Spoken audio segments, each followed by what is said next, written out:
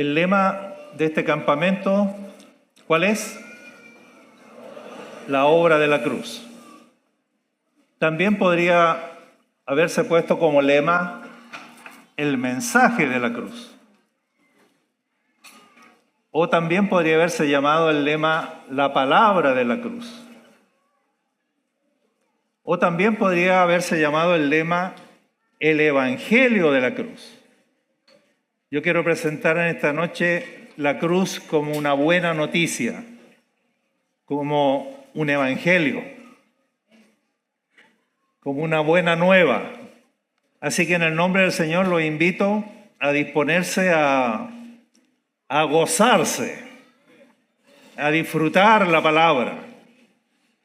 Que este compartir de esta noche sea un momento de júbilo, de alegría. Así que si usted siente de decir amén, dígalo. Dígalo con fuerza, con gozo. Si tiene alegría, ría. Y si se emociona por esta buena noticia, llore. ¿Qué les parece que prediquemos juntos? Que no sea un monólogo, sino que sea un proclamar juntos la palabra del Señor en un solo espíritu. Amén, hermanos, ¿están de acuerdo? ¿Están listos? ¿Están preparados? Amén, gloria al Señor.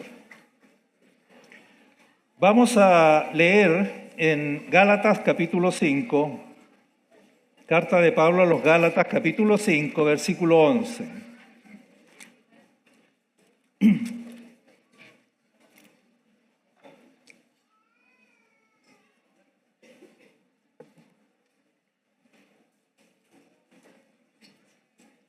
Es un texto un poco extraño. Dice así, está hablando el apóstol Pablo, y dice, y yo, hermanos, Gálatas 5:11, y yo, hermanos, si aún predico la circuncisión, ¿por qué padezco persecución todavía? En tal caso, se ha quitado el tropiezo de la cruz. Se los leo como está en la versión NTV, a ver si queda un poquito más claro. Dice así, amados hermanos, si yo todavía predicara que ustedes deben circuncidarse, como algunos dicen que hago, o sea, algunos acusaban a Pablo de que predicaba la circuncisión. Si fuera cierto, dice Pablo, ¿por qué entonces aún se me persigue? Si ya no predicara que la salvación es por medio de la cruz de Cristo, nadie se ofendería. En este versículo de Gálatas 5:11 hay algunas cositas que inmediatamente llaman la atención. Y yo, hermanos, si aún predico la circuncisión, ¿qué significa esto de predicar la circuncisión? ¿Y por qué si Pablo predicara la circuncisión ya no habría motivo para perseguirlo? ¿Y por qué predicar la circuncisión significaría, como dice al final del versículo 11, quitar el tropiezo de la cruz? Son cosas que saltan a la vista y surgen como preguntas.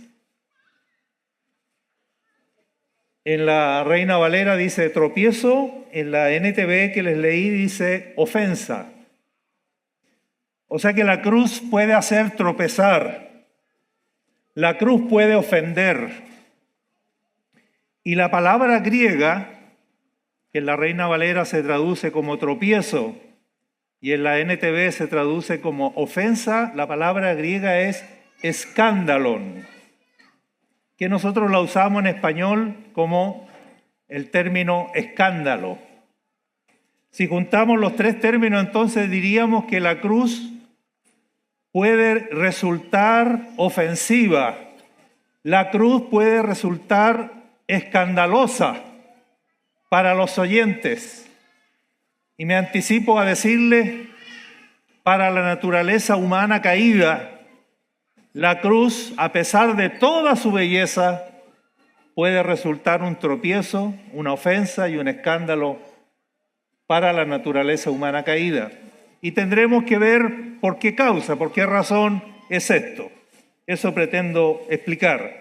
Así que también el compartir de esta noche podría titularse El escándalo de la cruz. Y para tal efecto, quisiera que miremos un poco el contexto de esta carta de Pablo a los Gálatas, que es probable que la haya escrito Pablo unos 5 años después de que estuvo en esta región de Galacia predicando el Evangelio de Jesucristo. ¿Y qué ha ocurrido después de que él estuvo allí plantando iglesias en esa región? ¿Qué ha ocurrido? Que han entrado otros predicadores, han entrado otros personajes conocidos por nosotros como judaizantes, que llegaron a pervertir el Evangelio de Cristo que les había sido anunciado por Pablo a los Gálatas. Y eso motivó que Pablo escribiera esta carta para volver al camino, para volver a la senda correcta del Evangelio a estos hermanos de esta región. Entonces, si ustedes me acompañan al capítulo 1 de Gálatas, capítulo 1, cuando Pablo saluda, versículos 1 y 2, dice: Pablo, apóstol, no de hombres ni por hombres, sino por Jesucristo y por Dios el Padre, que lo resucitó de los muertos, y todos los hermanos que están conmigo. ¿A quién saluda? A las iglesias de Galacia. ¿La palabra iglesia está en plural o singular? Está en plural. ¿Por qué está en plural? Porque Galacia no es una localidad. Galacia es una provincia que engloba varias localidades. Por eso que la palabra iglesia está en plural. Esta no es una carta dirigida a una iglesia local, sino una carta circular dirigida a varias iglesias de la provincia de Galacia. Y felizmente para nosotros, gracias al Señor por eso, cuando Lucas escribió el libro de los Hechos, nos relata lo que ocurrió en alguna de estas iglesias de Galacia. Y a partir de Hechos capítulo 13 y 14, el apóstol Lucas nos relata el primer viaje apostólico que realizó el apóstol Pablo, precisamente por la región de Galacia. Y menciona a lo menos 4 iglesias de esta región de Galacia que el apóstol Pablo plantó en su primer viaje apostólico, realizado probablemente por allá por el año 48 al año 50. Un viaje de alrededor de 2 años en que él visitó esta región de Galacia, predicó el Evangelio y plantó a lo menos 4 iglesias, según nos lo cuenta Lucas. ¿Y cuáles son esas iglesias? Si ustedes me acompañan a ir a Hechos capítulo 13, ustedes pueden fijarse allí los títulos. Y la primera iglesia que menciona Lucas, que visitó Pablo, donde en esta ciudad predicó el Evangelio y plantó una iglesia, es Antioquía de Pisidia. Hay que mencionarla con el apellido Antioquía de Pisidia, porque hay otra Antioquía que es Antioquía de Siria.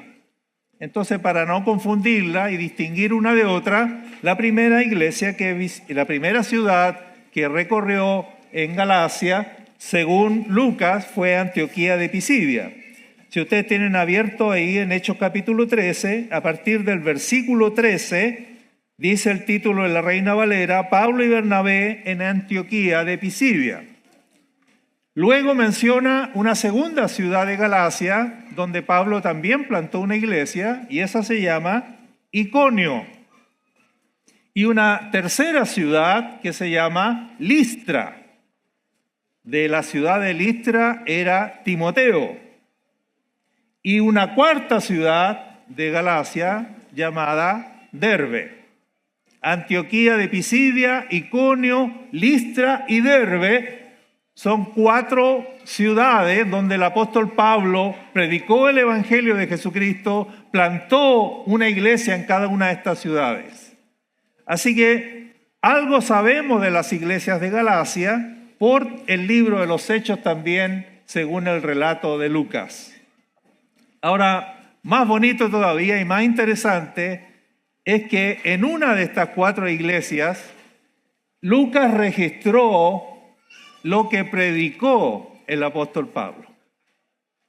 Tiene registrado, como nos decía Cristian anoche, tiene registrado el sermón que predicó el apóstol Pablo en una de estas ciudades. ¿En cuál? Precisamente en la primera, en Antioquía de Pisidia. Así que si ustedes están mirando en sus Biblias, me pueden seguir de que en Hechos 13, a partir del versículo 16, está registrado la predicación del apóstol Pablo en esta primera ciudad de Galacia donde Pablo predicó el evangelio. Entonces, ¿qué es lo interesante que vamos a ver aquí en Hechos 13? Es que podemos saber perfectamente cuál era el evangelio que predicaba Pablo. ¿Cuál es lo que él llama el verdadero evangelio, el evangelio de nuestro Señor Jesucristo? Y como él está acusando a algunos falsos predicadores, falsos apóstoles que han pervertido el evangelio, al conocer cuál era el evangelio puro que predicaba Pablo, podremos darnos cuenta en qué consiste tergiversar el evangelio o pervertir el evangelio. Entonces el sermón está relatado desde Hechos 13, 16 hasta el versículo 41. Déjenlo allí marcado desde el versículo 16, hasta el 41, y sería bueno que lo leyeran completo después, porque yo solamente quiero leerles el final de este sermón del apóstol Pablo. Antes de leer el final, vamos a leer solo los versículos 37 en adelante, del 37 al 41, pero antes de eso, quiero contarle un poquito qué es lo que dice en todo el sermón. Y el apóstol Pablo comienza predicando respecto de la historia de los padres de Israel y se remonta hasta Israel cuando estuvo en la esclavitud en Egipto. Y comienza a decirle, nuestros padres estuvieron esclavos en Egipto, pero Dios los sacó de allí con mano poderosa. Y luego dice, y los llevó por el desierto y les entregó en herencia el territorio de 7 naciones de Canaán. Y luego dice que les dio jueces por alrededor de 450 años para que gobernaran a Israel. Y luego Israel pidió rey y Dios les dio por rey a Saúl, el primer rey de Israel. Y luego después de Saúl, Dios levantó a David por rey de Israel. Y cuando llega hasta donde David, hasta la mención de David, engancha allí con el Señor Jesucristo inmediatamente. Y dice de la descendencia de David. Y conforme a las promesas de Dios, Dios levantó a Jesucristo como Salvador de Israel. Inmediatamente desembocó en la persona de Cristo. Y luego comienza a contar un poco la historia de Cristo. Cómo Juan el Bautista preparó el camino al Señor Jesucristo. Y cómo los gobernantes de Roma y los principales de Israel desconocieron, no pudieron reconocer a Jesús como su Mesías. Y lo crucificaron y le dieron muerte y fue sepultado. Pero al tercer día Dios lo levantó de entre los muertos. Y no solo lo levantó de entre los muertos, sino que este poderoso Salvador no vio corrupción. Bendito sea el Señor. Y entonces, enganchemos con el 37, y entonces continúa en su discurso Pablo: mas aquel a quien Dios levantó no vio corrupción. No solo lo resucitó, sino que nuestro Señor no vio corrupción. Y entonces el 38 concluye el sermón y dice: sabed pues esto, varones hermanos. 2 puntos. Aquí era el punto que él quería llegar. Sabed pues esto, varones hermanos, que por medio de él, o sea, por medio de este que Dios levantó de los muertos, por medio de este que no vio corrupción, por medio de él se os anuncia perdón de pecados. ¡Aleluya! ¡Qué buena noticia!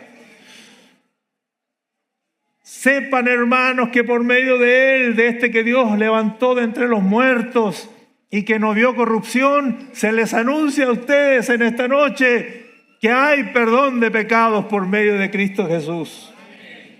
Y el 39 es la bomba más espectacular que les lanza a ellos.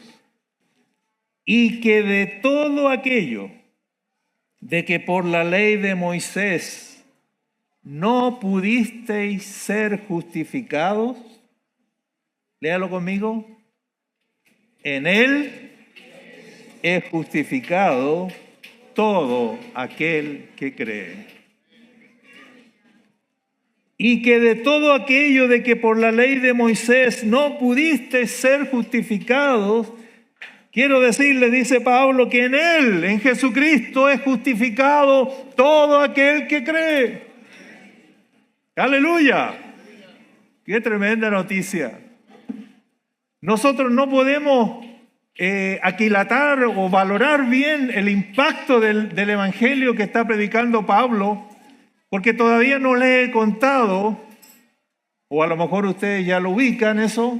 ¿Dónde está predicando Pablo? En Antioquía de Pisidia. ¿Dónde se fue a meter? ¿Dónde se fue a meter? ¿Dónde empezó predicando en Antioquía de Pisidia? ¿En qué lugar? ¿Está predicando en la plaza? ¿Dónde está predicando? Se fue a meter en la sinagoga. Y en la sinagoga estaba lleno de judíos. Hermanos queridos, para que podamos apreciar el evangelio que predicaba Pablo, hay que ubicarse en este contexto. Imagínense la audiencia a la que él está hablando. ¿Quiénes son los que están oyendo en su gran mayoría? Hay algunos pocos gentiles convertidos al judaísmo que también están presentes, pero la gran asamblea es judía. ¿Y qué significa eso? Que los judíos eran un pueblo que por 1500 años habían estado bajo la ley, bajo la enseñanza de la ley de Moisés. Por favor, hermanos, tome nota de eso.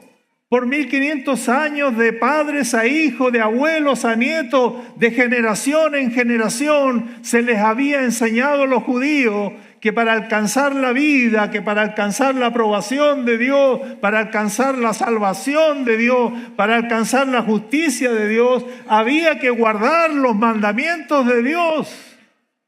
Y la ley contenía alrededor de 613 mandamientos. Y la orden que se enseñaba de padres a hijos, de abuelos a nietos, la orden era que haciendo estas cosas, guardando los mandamientos, obedeciendo la ley de Dios, entonces de esa manera y únicamente de esa manera se podía alcanzar la vida, la salvación y la aprobación del Señor. ¿Se imaginan, hermano? Era algo aprendido, era algo sabido. Todos ellos, niños, mujeres, varones, adultos, todos entendían que la salvación era por obras, que la salvación consistía, se alcanzaba guardando los mandamientos de Dios, obedeciendo la ley. Pablo dice, la ley no es de fe, la ley no es de fe, porque la ley dice, haciendo estas cosas, vivirás por ellas. Ahora, hermano, imagínense esa audiencia. donde toda la gente entiende así, cree así, fue enseñada de esa manera. Y viene Pablo y le dice, he aquí Dios ha levantado un Salvador. He aquí por medio de Él ustedes pueden ahora mismo recibir el perdón de sus pecados. Si tan solo pueden creer en Él, eso es suficiente. Y que de todo aquello de que por la ley de Moisés, por 1500 años, ustedes han tratado de agradar a Dios, ustedes han tratado de obedecer a Dios, de ganarse la vida eterna, guardando los mandamientos y han fracasado, sepan que ahora, por el solo hecho de creer en Él, ustedes pueden alcanzar la justicia de Dios. Era una tremenda bomba. Era una locura. Si esa gente estaba dispuesta a creer el evangelio de Pablo, a lo menos iba a decir, a lo menos tenía que preguntarse, ¿qué pasa aquí? ¿Cómo es que por 1500 años nos han enseñado de una manera? Ahora viene este hombre con esta locura y nos dice que es suficiente creer. Qué maravilloso es el evangelio. Estamos tratando, hermanos, de rescatar cuál era el evangelio que predicaba Pablo. Y aquí tenemos un ejemplo en la propia Escritura. No necesitamos elucubrar nosotros cuál habrá sido. Aquí está. Aquí hay un sermón de Pablo predicado en Galacia. Y así predicó. Y él sabe, el apóstol Pablo sabe, que lo que está diciendo es tan tremendo, es tan espectacular, es tan maravilloso, que él advierte inmediatamente a la asamblea como previendo de que su mensaje no pueda ser recibido, porque es tan espectacular, tan extraordinario, tan maravilloso, que cuesta creerlo. Y yo creo que a nosotros todavía nos cuesta creerlo. Mire cómo termina. Hemos leído hasta el 39. Entonces, así termina su sermón, con una advertencia a toda esa asamblea de judíos. Y les dice, mirad pues, que no venga sobre ustedes lo que está dicho en los profetas. Y va a citar al profeta Habacuc. ¿Y qué habían dicho los profetas? Mirad, oh menospreciadores, y asombraos, y desapareced. Mire el juicio. Así estaba advertido por los profetas. Miren ustedes que son menospreciadores, y asómbrense y desaparezcan. ¿Por qué? Porque yo hago una obra en vuestros días, obra que no creeréis si alguien os lo contare, os la contare. Así de extraordinaria y de maravillosa es la obra de la cruz. Así de maravillosa es el evangelio de la cruz. Es tan extraordinario que aunque alguien te la cuente, es difícil de creerla, de tan asombrosa que es. ¿Qué tan asombroso era para esa asamblea de judíos? Que ya no había que esforzarse, que ya no había que seguir intentando obedecer lo que nunca pudieron hacer de manera perfecta, que bastaba ahora solo con creer en Jesucristo. Bendito sea el Señor. Nosotros también hemos creído en Jesucristo. Y por creer en Jesucristo hemos recibido el perdón de nuestros pecados y hemos recibido la justicia de Cristo que nos justifica. Bendito sea el Señor. ¿En qué consiste la justificación? Porque leímos allí,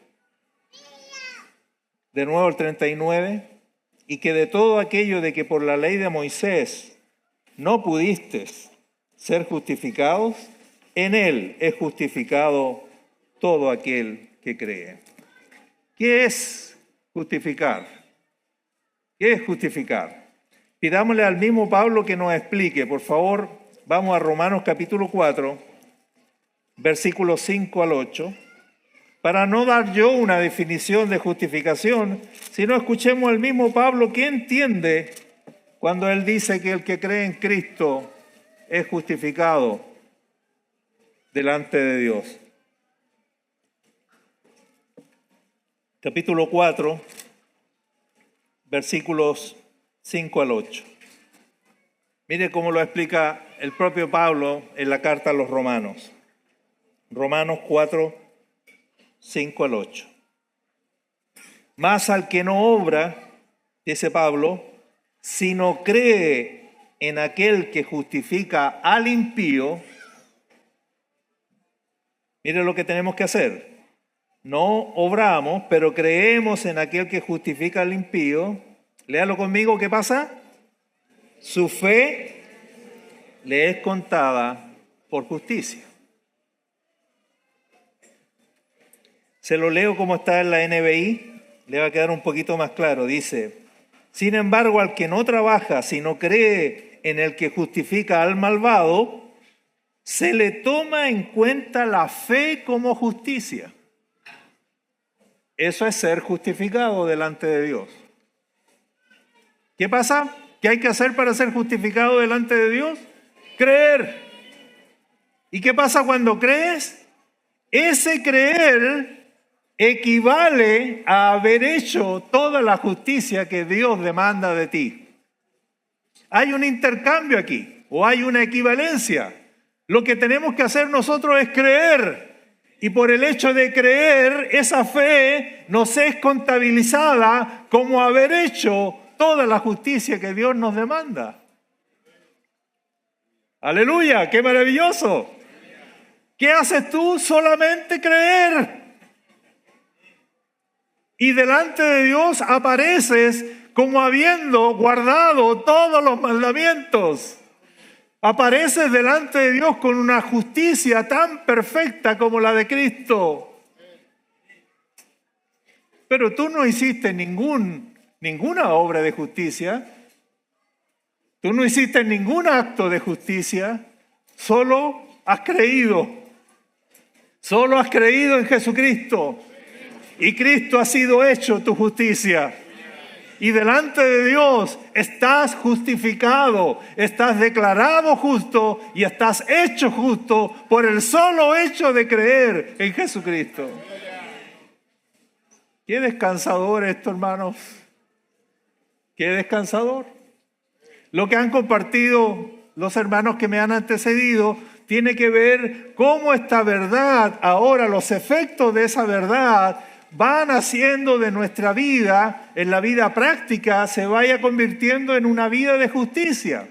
Progresivamente, poco a poco, cada día un poco más, siempre incompleta, siempre imperfecta, pero esos son los efectos subjetivos de la obra objetiva de Cristo Jesús.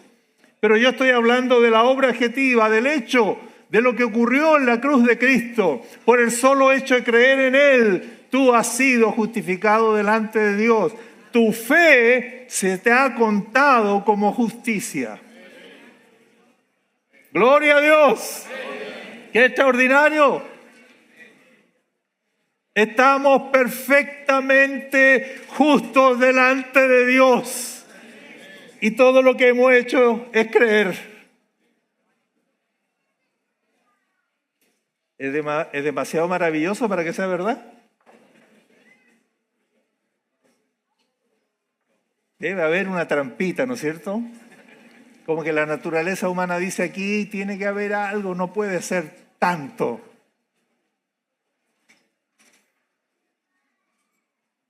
De hecho, alguien que criticó este sermón allá en Callejones dice, ¿y dónde está la participación humana aquí? ¿Dónde está la participación humana?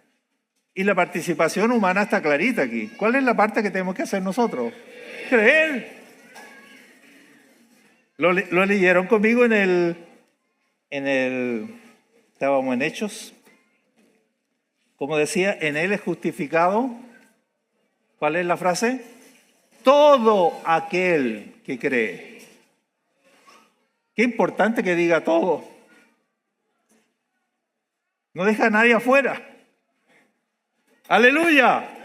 Todo aquel que cree. ¿Cuál es la participación nuestra? Creer en el Señor Jesucristo. Y será justificado en Él. Qué tremendo. Qué fuerte para el judío que le habían enseñado una y otra vez que no había manera de ser justificado delante de Dios sino guardando la ley, guardando los mandamientos, obedeciendo.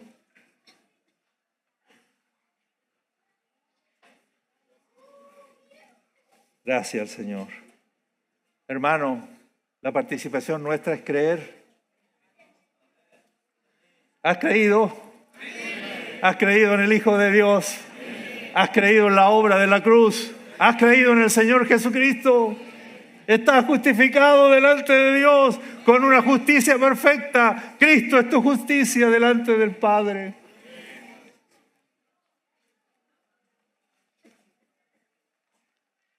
Qué hermoso. Porque de tal manera amó Dios al mundo que ha dado a su Hijo unigénito. Otra vez la frase, para que todo aquel que en Él cree. No es cosa de un versículo, está todo por todo el Nuevo Testamento, para que todo aquel que en Él cree no se pierda, mas tenga vida eterna. No me avergüenzo del Evangelio. ¿Por qué no nos avergonzamos del Evangelio? Porque es poder de Dios para salvación a todo aquel que cree. Creer es suficiente. Gloria a Dios, creer es suficiente. ¿Qué tenemos que hacer? Creer, creer, creer, creer. Los judíos siempre enseñados por la ley vienen a Cristo y le dicen, Maestro, ¿qué tenemos que hacer para poner en práctica las obras de Dios? Pobrecitos nuestros hermanos judíos. Imagínense, se esforzaban, eran sinceros. Le dice el Señor, ¿tú podrías darnos la clave? ¿Qué tenemos que hacer para poner en práctica las obras de Dios? ¿Cómo es que podemos dar en el blanco? Y la respuesta de Cristo, ¿cuál fue? Esta es la obra de Dios. Esta es la obra de Dios. ¿Cuál? Que creáis en el que Dios ha enviado. ¡Aleluya!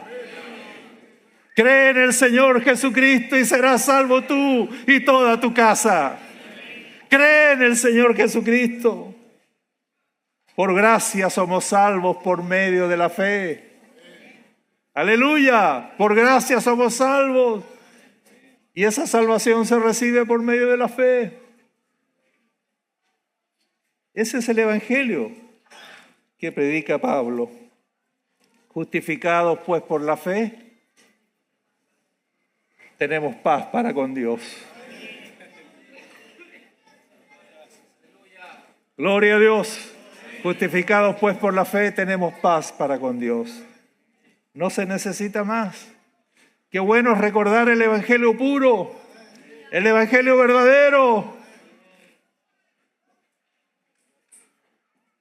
donde, como se dijo en la mañana, Él lo ha hecho todo y a nosotros nos resta, porque hay participación nuestra, pero la participación es creer y nada más, creer para ser justificados delante del Señor. Pensaba cuando preparaba esta palabra, ¿dónde encontrar el mejor ejemplo de un salvado que fue justificado por solo creer? ¿Cuál podría ser? ¿Me pueden ayudar ustedes? ¿Cuál podría ser el mejor ejemplo? Especialmente ayúdenme a los que ya me escucharon en callejones.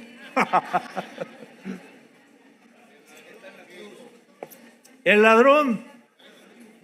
Así que le vamos a pedir al hermano Andrew Webb que nos preste al segundo malhechor.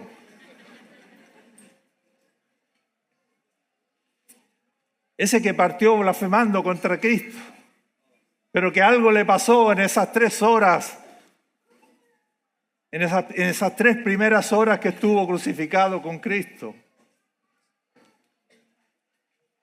¿Qué le ocurrió a ese malhechor?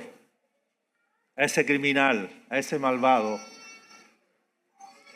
Según el relato de Lucas, en esas primeras 3 horas de crucifixión junto al Señor, él pudo comprobar que mucha gente del pueblo insultó a Jesús, blasfemaba contra Jesús y se burlaba contra Jesús. Pero no solo la gente del pueblo, sino que también, dice Lucas, los gobernantes. Y no solo los gobernantes, los soldados también. Y no solo los soldados, sino los principales sacerdotes. Y por lo tanto los 2 ladrones, los 2 malhechores, se sumaban en un comienzo también a maldecir a Jesús, a burlarse de Jesús, a reírse de Jesús. Hasta que en medio de todas esas burlas, que no iban contra los malhechores, sino que iban al que estaba en el centro de esos malhechores, todas esas burlas iban contra el Hijo de Dios, nuestro bendito Señor Jesucristo. Este malhechor le escuchó la primera declaración que hizo Jesús, de las 7 que nos habló el hermano César Albino el primer día. La primera de ellas, de repente él escucha a Jesús decir: Padre, perdónalos, porque no saben lo que hacen. ¿Creen ustedes que esas palabras dichas por Jesús tuvieron un efecto en este malhechor? Por supuesto que sí. Por supuesto que sí. Él mismo estaba maldiciendo, él mismo se estaba burlando y tiene que haber empezado a decir: ¿quién es este? ¿Quién es este que reacciona así? Ya nos decía Cristian anoche, la naturaleza humana no reacciona así. Y en lugar de escuchar de Jesús ni quejas o burlas o devolver con maldiciones, le dice: Padre, perdónalos porque no saben lo que hacen. Y él tiene que haber puesto entonces a meditar en eso y a preguntarse: ¿quién es este que está crucificado al lado mío? Y el que estaba crucificado al lado de él era el Hijo de Dios. Y la luz comenzó a entrar en él. Bendito sea el Señor. Y a lo mejor se fijó también en el título del madero, donde se colocaba el nombre y la causa de la muerte. ¿Y cómo decía? ¿Qué decía el madero? ¿Dónde estaba Jesús crucificado? Decía: Jesús Nazareno, Rey de los judíos. Qué tremendo, a Jesús lo crucificaron por lo que era. Era efectivamente el Rey de los judíos y lo crucificaron. Jesús Nazareno, Rey de los judíos. Así que yo me imagino que a medida que fue entrando la luz en este malhechor, él entendió y dijo: este hombre es así, este hombre es distinto, este hombre no responde la maldición con maldición. Y ahí dice que lo están crucificando porque es el Rey de los judíos. Y entonces vino la luz del Espíritu Santo y entendió que Jesús era Rey. ¿Y cómo sabemos que se le reveló que Jesús es el Rey de Reyes y el Señor de Señores? Porque le dijo: acuérdate de mí cuando vengas en tu reino. Oh, tú eres rey, tú tienes un reino. Acuérdate de mí cuando vengas en tu reino. Y Jesús no le dijo: espérate hasta que resucite. Jesús no le dijo: espérate hasta que venga en mi segunda venida. No, le dijo: hoy estarás conmigo en el paraíso. ¡Aleluya! Hoy estarás conmigo en el paraíso. Y los que estudiamos la Biblia nos pegamos cabezazos porque ¿para dónde fue Jesús? ¿Para dónde fue Jesús apenas murió? No sabemos, pero una cosa sabemos, que fue con el malhechor. ¿Para dónde haya ido? No fue solo, lo llevó. Hoy estarás conmigo en el paraíso. Fue salvado, hermano. ¿Y por qué es tan impresionante este ejemplo? Porque él no alcanzó ni a bautizarse en agua. No alcanzó a deshacerse de ningún hábito pecaminoso. De la zumba que nos dio Alexis en la mañana, a los solteros y a los casados, de todas esas cosas que tenemos que ir dejando, de todos esos errores. Él no vivió nada de eso.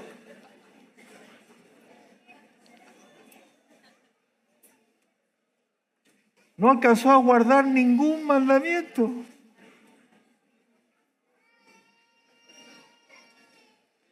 Y está perfectamente salvado.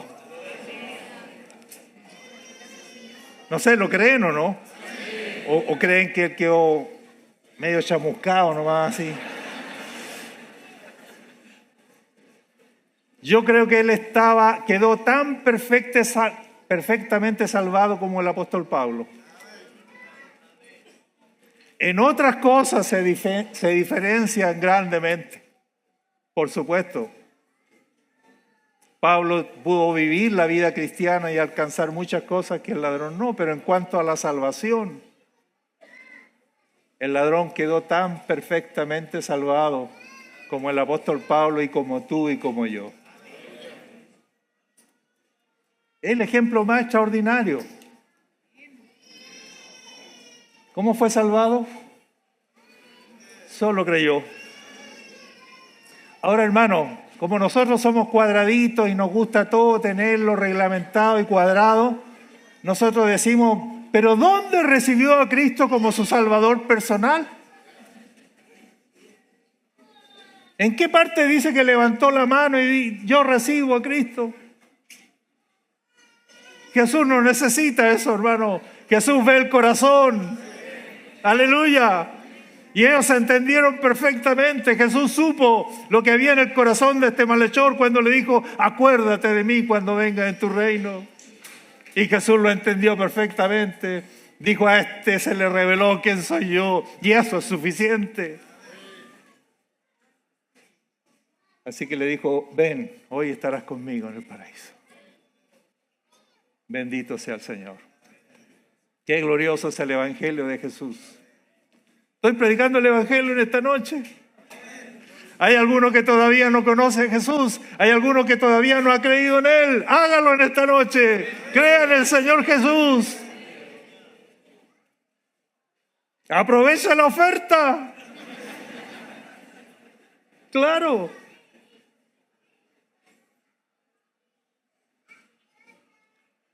Así de maravilloso, así de extraordinaria es la salvación del Señor.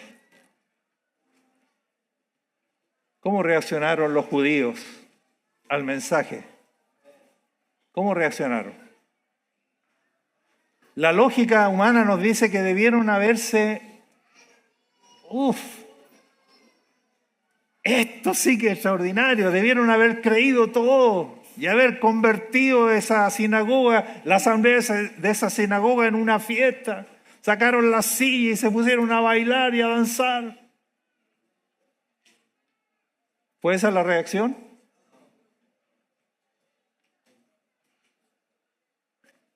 No les gustó. Rechazaron el mensaje. Y voy a terminar con eso. ¿Por qué un pueblo que por 1500 años había fracasado de principio a fin en tratar de alcanzar la justicia de Dios por medio de las obras? ¿Cómo un pueblo así no es que había tenido éxito en esa empresa, habían fracasado? ¿Cómo es que a pesar de eso rechazaron el Evangelio? Y no solo lo rechazaron, acompáñenme ahora a Hechos 15.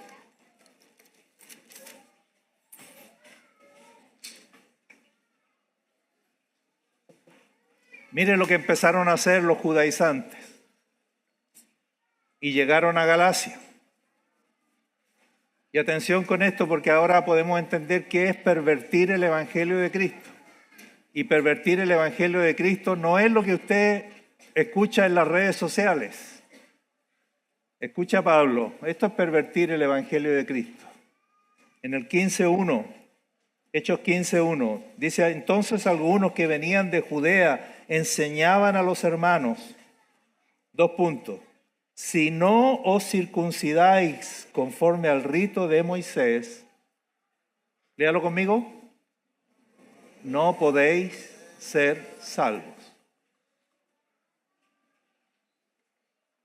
Así que fueron especialmente los gentiles, que los gentiles creyeron.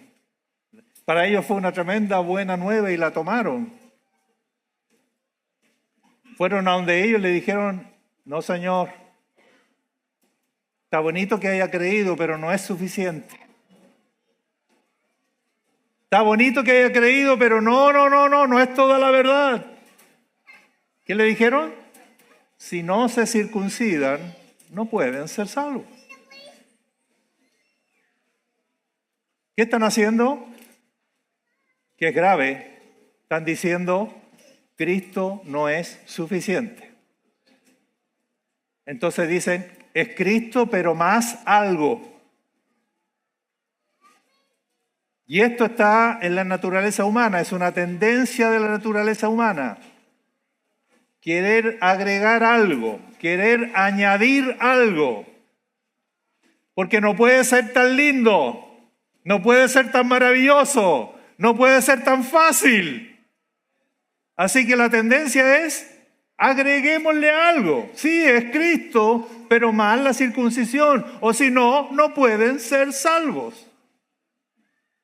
Y durante toda la historia de la iglesia siempre se ha tenido que luchar, porque para la gente, para muchos, Cristo no es suficiente, la cruz no es suficiente, hay que agregar algo. Hoy día, por ejemplo, algo que parece tan espiritual, para ser hijo de Dios, tú tienes que creer en Cristo, pero tener la doctrina correcta. Es Cristo más la doctrina. En ningún texto apareció eso. En todos los textos que citamos, y que hay muchos más, búsquenlos todos. Solo dice creer en Jesucristo. No dice creer en Jesucristo y creer en la doctrina. No dice creer en Jesucristo, pero además en esto otro. Hermano, querer añadir a la obra de Cristo, querer agregar algo a la cruz de Cristo, es pervertir el Evangelio de Jesucristo. ¿Lo puede digerir eso? ¿Se lo puede tragar? Porque no dijeron amén, guardaron un silencio sepulcral. Como si yo hubiese dicho una herejía. La herejía precisamente es querer agregar algo a la suficiencia de la cruz. La cruz es todo suficiente para salvarnos. Amén. Gloria a Dios. Y Pablo, cuando vio que le estaban agregando algo a la cruz, cuando le estaban agregando algo al Evangelio, se enojó. Él escribió la carta a los Gálatas enojado. Mire Gálatas capítulo 5.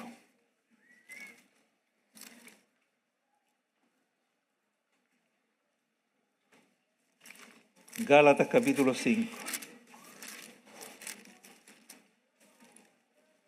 Mire cómo responde a estos que llegaron a los Gálatas para decirle: creer no es suficiente.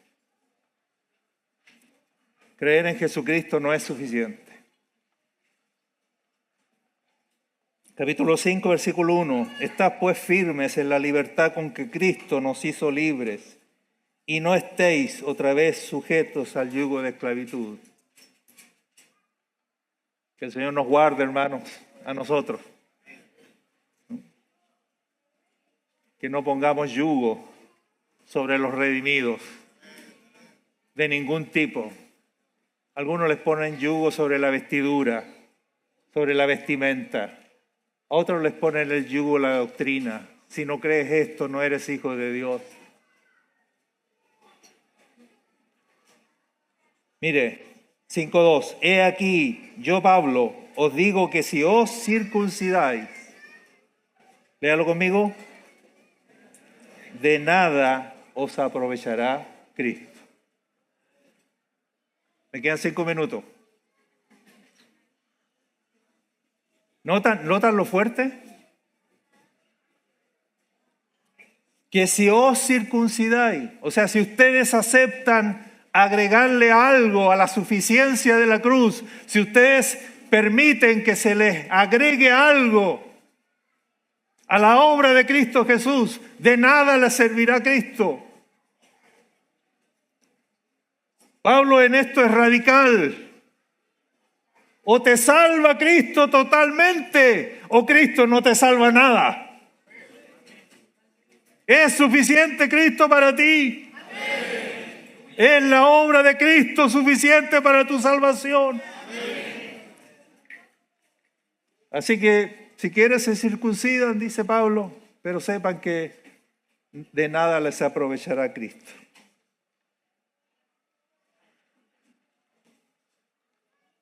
Y mire otra vez, el versículo 3. Otra vez testifico a todo hombre que se circuncida, que está obligado a guardar toda la ley. De Cristo os desligasteis. Otra versión dice, han roto con Cristo. ¿Quiénes? Los que por la ley os justificáis. De la gracia habéis caído. ¿Cuándo cae uno de la gracia? ¿O cuándo podría caer uno de la gracia? Cuando quiere agregarle algo a la suficiencia de la cruz.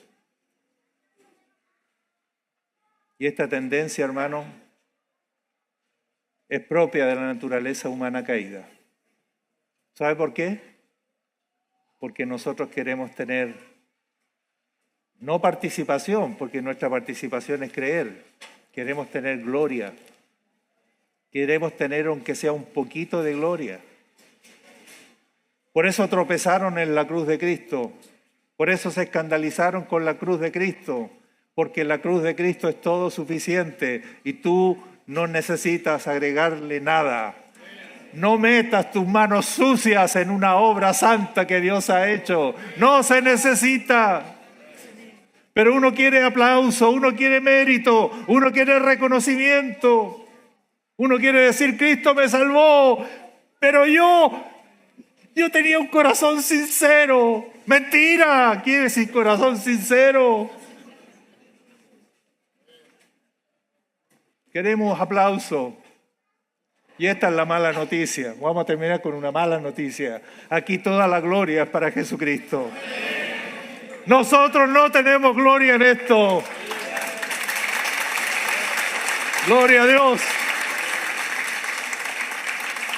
Los méritos son de Él. La obra es de Él. Los aplausos son para Él. Los reconocimientos son para Él. Y como dicen mis hermanos pentecostales. Y para mí dicen, como dicen los hermanos pentecostales, y para mí su misericordia. Bendito sea el Señor. Gloria a Dios. Mantengamos el evangelio puro de Cristo. Luchemos contra esta tendencia. Que en esa época era la circuncisión. Pero hoy día pueden ser tantas otras cosas. A través de la historia siempre se quiere agregar. Nosotros proclamamos en esta noche que la cruz es suficiente. Que la obra de Cristo es suficiente. Para salvar completa y perfectamente al más vil pecador. Gloria a Dios. Póngase en pie, por favor.